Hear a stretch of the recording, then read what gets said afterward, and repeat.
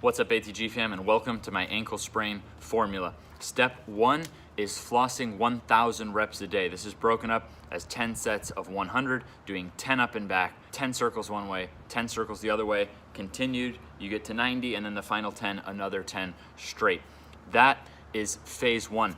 That is helping you get to where you can even walk, to where you can even go back into the gym. Once you're going back into the gym, what is stage 2? What's the first weight you're gonna lift? It's gonna be with your ankle. 3 sets of 60 seconds, because I don't want you rushing it, so you're using time, and you're slowly going in one way, full circle, using your thigh to help get gravity to overload that ankle in each direction. Once you get around to one side, then you're going back to the other side. This is gonna help you then get to where you're ready to go back onto the playing surface. But before you go into actual games, now stage 3 is handling your own weight, your full body weight on either side, to the outside of the ankle, to the inside of the ankle, and the other side to the outside, to the inside. But you could do this 3 sets of 60 seconds with 2-minute breaks. That takes only 7 minutes total if you add it up, 1, 2, 1, 2, 1.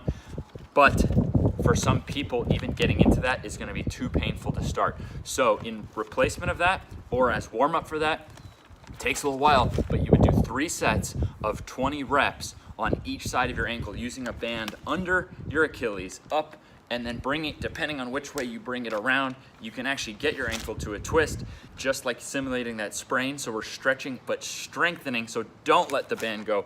Keep the band pulled. You totally dictate the pressure, keep it at a level that feels good, but over time, the more you pull, now as you extend, keep it pulled, and you can actually get in and strengthen each side of that ankle to then help you either warm up, as I said, to then get into actually handling your own body weight. Now, those are the 3 steps. I wanted to get those right out of the way.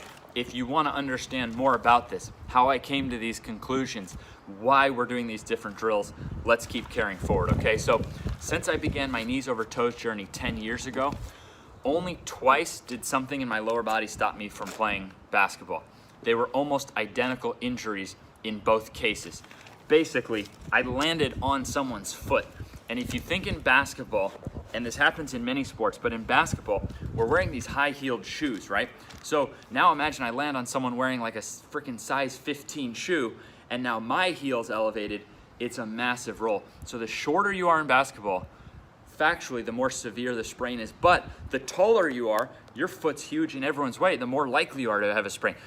You can't win. We're all screwed, and we're all screwed by the fact that we're playing on a hard surface, so it's not forgiving. We're then locked up in shoes. We have to be locked up. We can't let them slide off, right? They have to stay on our foot to compete. And then notice, this is a martial arts shoe. So yeah, I've been dunking, sprinting, dribbling with a martial arts shoe on, but that's because I'm just waiting for some company to make $1 billion making a basketball shoe with a lower heel. Doesn't mean it prevents ankle sprain, it reduces it. Australian study found 4 times more likely to sprain an ankle if you have that Nike Air cushion. And if you're a basketball player and you've ever worn Kobe's, he was onto it. He was already figuring this out and lowering and lowering and lowering that heel. Now, of course, the cushion provides certain things, but I promise you from living it, you can provide that same cushion. I used to have chronic heel pain no matter how much I put there. Chronic plantar fasciitis, no matter how much orthotics I wore. I promise if you rewire the way you think about weight training and you stop thinking of it in terms of, okay, bench, squat, deadlift, well, not to mention, are we building upper body and hips more than knees and ankles and feet? Also, your feet are rigid. So when you get into knees over toes training, as we'll cover, you actually get into world-class foot ability, ankle ability, protection, and these pains can just totally disappear. So 2 injuries, identical. One was about 6 years ago, one was about a year ago. Completely different recovery times though, even though they start out the exact same, meaning the symptoms were, by the time I got home, like I had to immediately stop playing. If it's a minor roll, you can keep playing, it might swell later, but you know if you had a serious one, you know it's screwed, you're already limping. Within 10, 15 minutes, you can't even stand anymore. And if you even try to put pressure on it, like if you try to get out of bed and even try to hobble or anything, just by standing up, the amount of blood and how much that hurts, you're then throbbing in pain for like 10, 15 minutes. So in both of these cases, I couldn't get out of bed for days, meaning I would have to put my leg up in the air and scoot on my butt if I wanted to go to the bathroom, because otherwise letting the foot down all was just too painful. Now, 6 years ago, I followed the typical rest, ice, compression, elevation, modern rehab. If you look in my description, I even wrote an article helping explain to you that the guy who created rest ice compression elevation has since said he was wrong.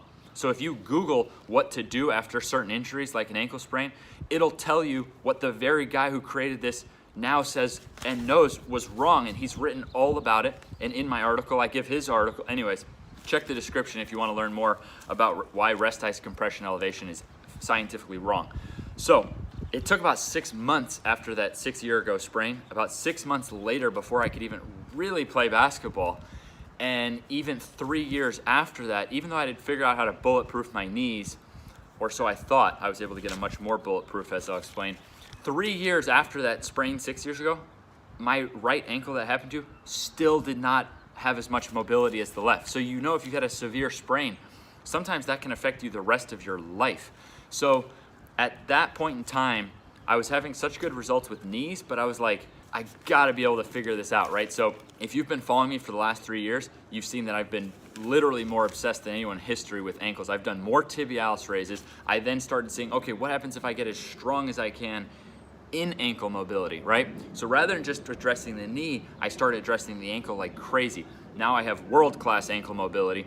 Couldn't even remember which sprain these things happened to until I actually had to like look back to even remember, because the ankles are so even. My stalled 38-inch vertical as of 3 years ago jumped right through to 42.5, went right through, and my knee bulletproofing went to a whole nother level, because old school science shows that what your ankle can't handle goes up to your knee. So we know that the better and more capable you get your ankle, and you've seen I've been pumping tens of thousands of tibialis raises and all this stupid stuff. Well, I've turned ankle stuff into squat, bench, deadlift. Apply this, the same principles can be applied to any muscles, and you have over 25% of the different muscles in your body are from your lower leg and below. Anyways, old school science, we already know this. We already know that whatever your foot and ankle can't handle goes up to your knee. This is simple fact, right? Like, let's say theoretically you had the ankles 100 times stronger than normal human. You would just flex your ankles and you would jump up and dunk, right, without even bending your knee, and then you would land on your tippy toes. You see what I mean? Your knee would never, you would break Usain Bolt's world record with straight legs, right? No one's ever gotten that strong, but you get my point, is that the better you get your lower leg, the more protected you are upwards.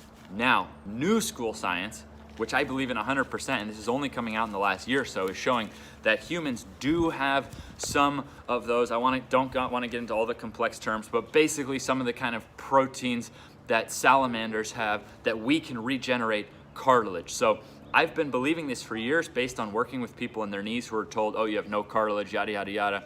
My wife had a cartilage problem. I was told I was running out of cartilage in one of my knees, and now getting way bouncier, pain is gone. So, and even many of these people going to their doctors and being like, yeah, your cartilage is fine. So like that, it's not adding up. Well, now in the last year or so, this is starting to add up. But here's how it relates to the ankle.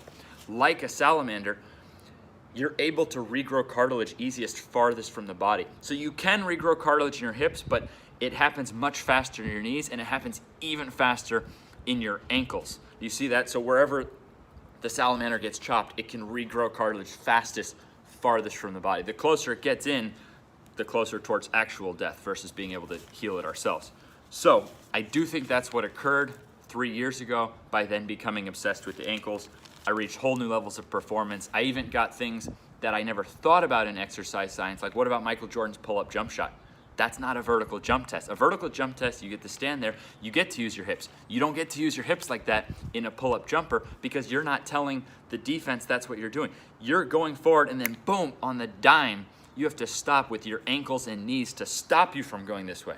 So now it's not, what about a long jump? Well, that's completely different. Here, a Michael Jordan pull-up jumper, the advantage is being able to go as fast as you can that way and as high. No study's ever been done on how fast can you go that way and then how high can you go that way. It's never existed, right? But Michael Jordan and tons of players, even today, athletes in different sports, are making hundreds of millions on things that have never been tested. So without even training for it, I just started noticing all of a sudden, like, holy, like basically a pull-up jumper just became part of my game without even trying to. And that didn't occur until that point about 3 years ago. And anyone who's played basketball knows that I didn't have a pull-up jumper. Then all of a sudden, a few years ago, I start like elevating for jumpers. Anyways, I think pretty cool things can happen. And it's still so early in the game that I can't give you a bunch of fancy facts and figures about trying to get this amazing, strong ankle mobility on both sides, because we don't have studies on the tibialis and these various things that myself, and we even have world champions doing this stuff. So world champs often know, and my original mentor, Charles Poliquin, taught me that it could take 20, 30 years for this stuff to slowly go through the universities and be tested and so on. So often look at what the world champs are doing. They're probably doing stuff, as we've seen decade after decade, that you look at what were the world champs doing, and then 20, 30 years later, we're finding it verified. So all the different pains went away. I forgot to even mention that my shin splints were absolutely horrendous, plaguing me for years, all the way up till 3 years ago. No duh, because no matter how strong you get your knee, you're only pulverizing your shins even more. Now it's completely gone. I've forgotten what shin splints even feel like, and I thought I would live with them the rest of my life. So shin splints, plantar fasciitis, heel pain, all this chronic lower stuff, gone. Now, brings me up to 1 year ago. Now I had the same kind of sprain, thinking I'd be out months. Well, I was back dunking 9 days later. We're gonna retrace exactly what I did. It started with the flossing. I knew the flossing because of using it, and to this day I still use it for people as an option to pin down the tendons to help get into deeper knee bending. So with the ankle, by pinning down the tendons, I found that before I could even walk, I was able to sit in bed and strap up and actually start getting miniature workouts. And because it's resisting your ankle, it's like even cooler than what you can. I mean, it's just the coolest thing, because you're actually creating your own little ankle machine, because you're resisting. It's pressure, pounds of pressure that you have to then fight and work against. I started doing that 100 reps 10 times a day for 1,000 reps a day. By day 5-ish, I was able to head back to ATG, head back to the gym.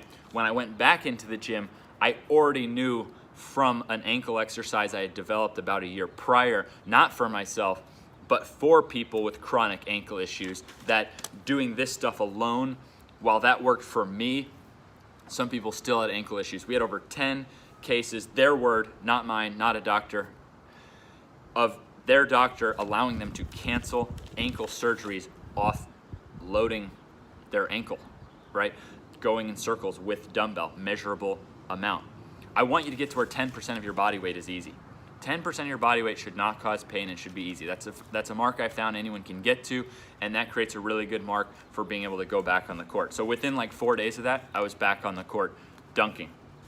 Now, at that exact same time, one of my best friends in the world, we became pretty inseparable after he gave me a shot to train him. He was the first pro athlete that ever let me train him.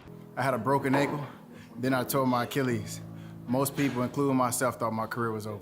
He was cut out of the NFL, undrafted guy to begin with, looked like he would probably never play again. He wasn't sure if he'd ever play again, and now he was being told that the Achilles rehab would make him ineligible for the next season. It would take too long. He'd miss the whole next season. He had already played 3 years, which is the average in the NFL. Undrafted guy, wasn't looking good. Anyways, I was so obsessed with all this front, back, ankle stuff that we got him back to the league. He actually only retired of his own choosing. He still actually had his highest contract offers ever, but he played a nice 7-year career, was completely healthy, actually finished running the fastest, jumping the highest of his entire career.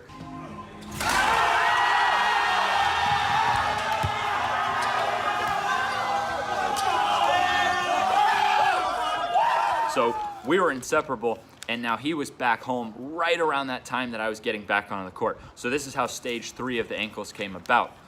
He started coaching my defense in basketball, right? But I'm not the defensive guy. I'm like, okay, Leonard ran a 4.71 at the combine when he was going into the NFL, which is one of the slowest ever for a cornerback. He's not even 5'10", he's 5'9" and change, and he played 7 years in the NFL. And of course I helped, but he was already in the NFL on his own, right? And his lateral speed was insane. So I was like, look, this guy's made millions of dollars just for going laterally and staying in front of people. So basketball, he's got to be able to help me, right? So I just dove in. Immediately found that when I play basketball, my ankles do not bend the way the top guys. Michael Jordan's ankles were moving differently than mine. Kyrie Irving, all these guys, even James Harden and guys, find someone shifty and you're gonna find their ankles damn near slapping the floor. So that's all Leonard had me do.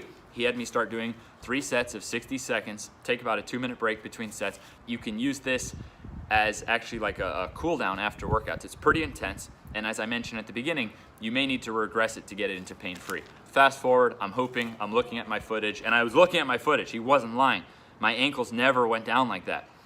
Looking at my footage later, ankles going down, crossover completely changed. So I owe that all to Leonard, and it also made me realize, and then later when I was helping people with their ankles, that this can be kind of a missing step. So this ability to just handle, it's your own weight, right? You shouldn't be in excruciating pain to lean your own weight to either side, especially when some of the best athletes on earth are able to handle those positions. So performance or not, I believe that's just common sense that if you can handle those positions, you're gonna be more protected. Huge thanks to Leonard for that. I think somebody sprained an ankle.